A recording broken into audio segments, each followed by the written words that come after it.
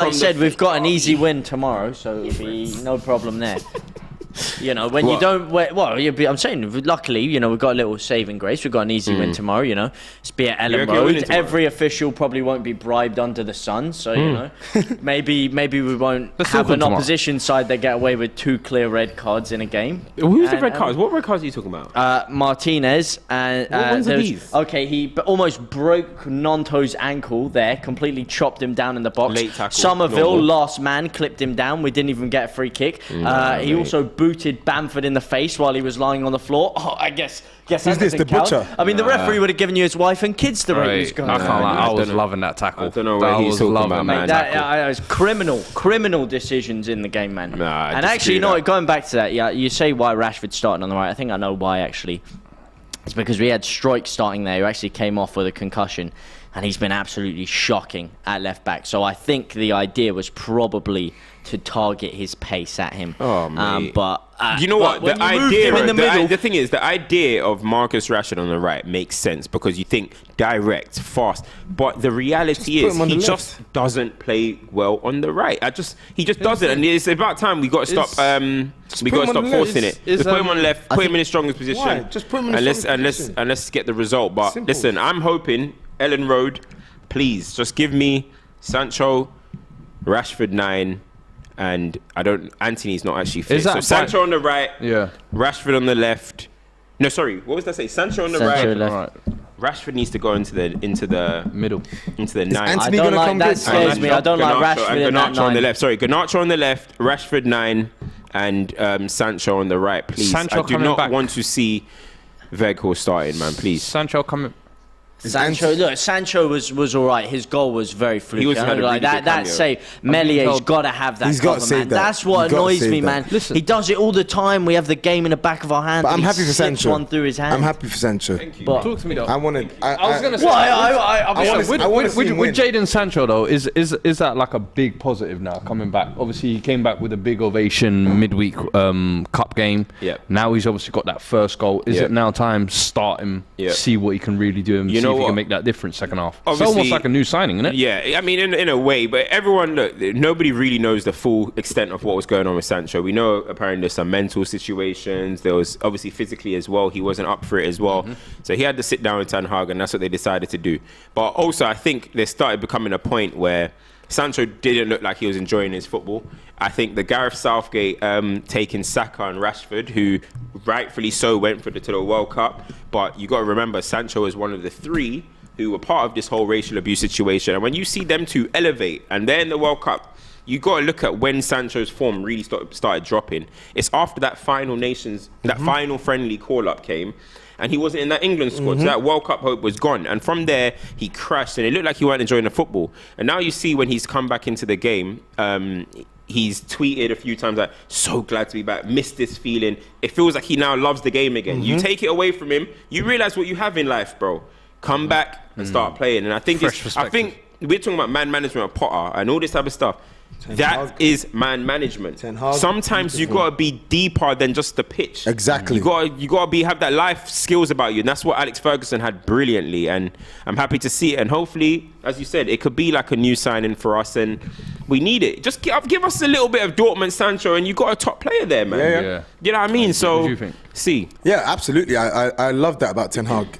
You could see he did the same thing for Rashford. Right. Oh. Estupinian, sorry, goal alert here. Brighton 1-0 in the M23 derby. They correct me as well. 3. Yeah. Brighton even more of a B-Tech derby. It's not even the M25. Oh man, but yes, I think it's the supporting act as well. I think Rashford's form improving has also helped Sancho as well. I think the link-up play, like you said, when Rashford's in the middle and that number 9 and Sancho's on the left, when you switch things up in that last 30 minutes, then I was scared you were just coming forward again and again and again. And unfortunately, we did end up kind of lucky to cling on in the end.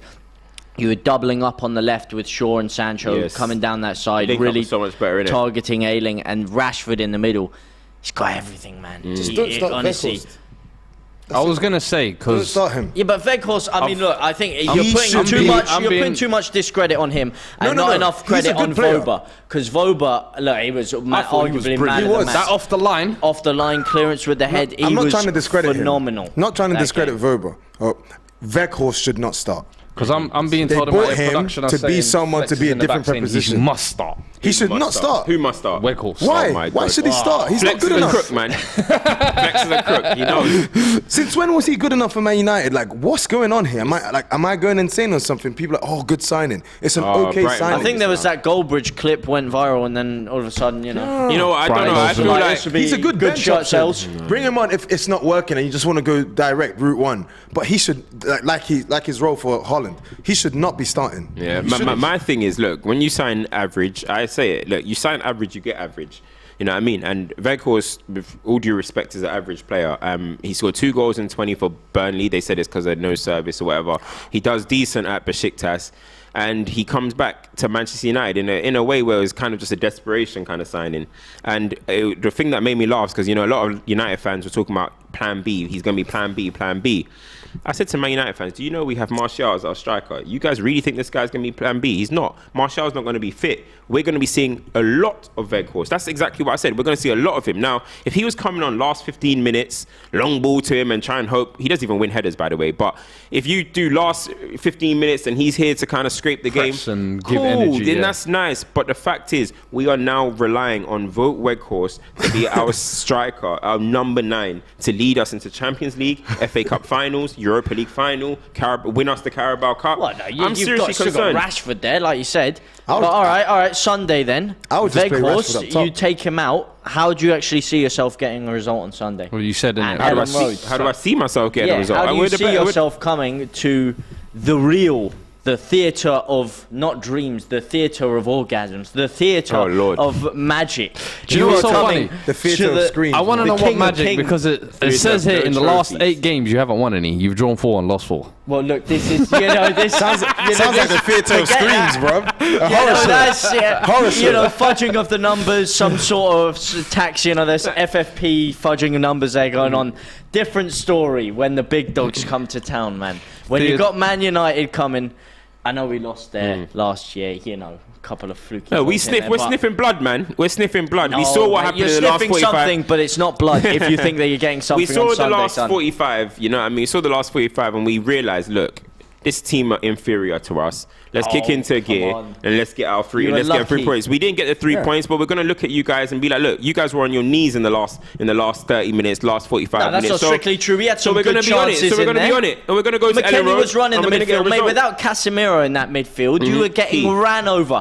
Adams and McKennie. Oh my lord, mate! You couldn't get close to them. You couldn't Energetic. get within Just 10 like they were- yards of them. just man. like they were too much for energy, USA. too much quality. Exactly. But And, then- and and if in you the think end, you're you guys coming were to a lucky to more get out. compact stadium, compact, do you think you're going to get any space in that midfield? The energy, the work rate. When teams try and come at us, like you're saying, that's when we do well. Arsenal, Liverpool, Tottenham, That is Chelsea. Those are our best games because we don't have any style of actually breaking teams down that sit back against us. No, We you don't don't. have that because Marsh wasn't good enough at implementing it, and he's had to go. And we haven't got another manager Are in. you, so are we're you still upset playing the same about stuff. Marsh leaving? Because But I know he- you was a big Marsh in guy. Well, look, I don't celebrate any man's demise. I've never rooted for a manager to go out. Even when it was Frank Lampard and he was whatever, I don't ever celebrate a guy failing in his career. And I was Marsh in for that. He kept us in the league. But at the end of the day, the same problems. Actually, I was watching back a clip. Robbie was doing this fan call-in for the last game of last season. And I was talking about how we don't have any style, any way of breaking teams down. We've gone from players under Bielsa who were playing the ball off the pitch almost just because they expected someone to be making that run, to players sat there doing crossword puzzles in between making each 5-yard pass because they don't know what to do. They don't know how to do it. And it's the same thing now. Anytime no a team width sits as well. Very narrow. very narrow, no width, just no real way of breaking teams down. But when teams came at us, Marsh actually played well. Things worked well. But unfortunately, he had to go. Go. If I look time at was right. Footballing, the time was horrific. You should sack him either before the transfer window, or you should wait until you got someone lined up. You sack him 6 days after the transfer window shuts, after you've just bought 3 players for him. Broke the record transfer. Broke the record for Rutter. Another second record for McKennie if we sign him. And we signed Vobert. All Marsh players. He's gone now. Now we've got our 2 biggest games of the season. We still haven't got a manager. We've been rejected by 3 managers this past week. Honestly, we're like that clap teenage boy that's just getting rejected by every goal that even goes within 5 minutes. Hey, I'm telling you. Believe me, I have experience with that. I feel like I'm recycling the pattern here. Give me your prediction for the game tomorrow. The prediction for the game tomorrow, completely chalk and cheese, like I said. Man United, one-off game. We're going to take the game to them. We're going to batter them. They were very lucky to get away with it last time. Very, very lucky. You think Wilfred Gnonto isn't going to come and dispatch you, then you, my friend, are huffing some cybercopium. He got a goal and he didn't complete a take on We're talking like he just dropped a name on anything. Give me his prediction. Mate, didn't do anything. I'll keep stum. Honestly, he's a Ballon d'Or winner in the next 2 years. Mark my words. Oh God. He's gonna score 2 goals. Sourceville back in action. You've been drinking too much BCAAs, Sourceville does too much BCAAs. Sourceville does the business against all the big dogs. Sourceville and Gnonto. 3-0 done. 3-0. Bob's your uncle. Wow. 3-0, man. Fair They enough. get close. I mean, look, Gnonto got a goal in the first minute, and then for the rest of the game, he didn't complete a take on. I mean, you'd think that Still got an assist. You think I'll just witness a Neymar Blasic or something. You know what I mean? It was a good goal, very good goal. And then that's about it. Like Ballon d'Or and all that. Listen, let him even play in the Champions League first. But I'm going to go. It's going to be a grind. 100% it's going to be a grind. 3-0 is nonsense talk in my opinion. But I'm going to go 2-1 to Man United. Get in, get out type of result. And yeah, and that's about it. Like, we respect our opponents. He doesn't respect us. You know what I mean? But it's okay. We're going to, sometimes you got to force people to respect you. You know what I mean? Submission. Exactly. You got to beat him into submission. So we'll see what happens tomorrow. You know what I mean? Who do you have scoring you got to put them in their place. We're gonna have Marcus getting on the score sheet again. And I'm gonna give one to Bruno. Bruno at Ellen Road, mate. He's invisible. Every time he's come to Ellen Road, he's been invisible, Bruno man. He's a ghost. He's got a couple goals against Leeds. Nah, he's a ghost, got a man. hat-trick against Leeds, Got a Not super at chat Ellen Road. here. At Ellen Road, I'm talking Got about. a super fairs. chat here. Akbash says, bruh. Last game apart, we have literally slapped Leeds every game in the Premier League. Yeah, what is this Leeds fan the waffling past about? is But the thing is, we ain't got our Leeds destroyer, McTom. You know when McTom sees Leeds, he puts them to a sword. He's always a annoying man. because he's the worst player I've ever seen, but he always turns Not it on against against Leeds. us. Not against Leeds, is he? He's a Leeds slayer, bro. We missing the Leeds slayer.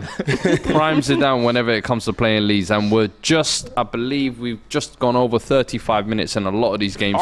Arsenal, Brentford still 0-0. You're looking a bit tetchy. Nah, I'm good. I expect this. Palace and Brighton still 0-0 as well. Fulham 1, Nottingham